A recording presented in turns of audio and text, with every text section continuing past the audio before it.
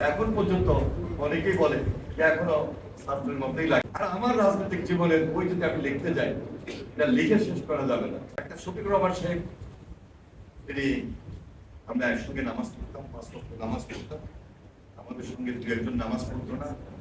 তো শফিক সাহেব এবং আমি মিলে ওদেরকে উদ্বুদ্ধ করতাম যে নামাজ কিভাবে পড়তে পারবো। উনি খুব ভালো মশলা দিতেন, কথা বলতেন।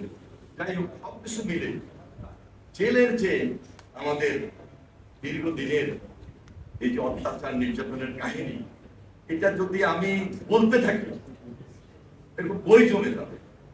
আর আমার রাজনৈতিক জীবনের বই যদি আমি লিখতে যাই, এটা লিখে শেষ করা যাবে না। আল্লাহর হুকুম 40 ঊর্ধ্ব হয়েছে। আমি 1980 সাল থেকে সরাসরি এই ছাত্র রাজনীতির সঙ্গে সম্পৃক্ত। প্রেসিডেন্ট জিয়ার সময় থেকে ওনার হাত ধরে খালকাটা কমিশন। প্রেসিডেন্ট জিয়া যেহেতু একজন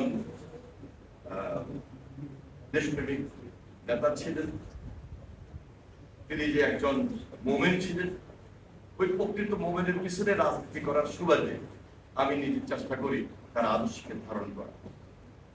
তার রাজনৈতিক দর্শন আমাকে উদ্বুদ্ধ করেছিল। বিদায় সর্বশেষ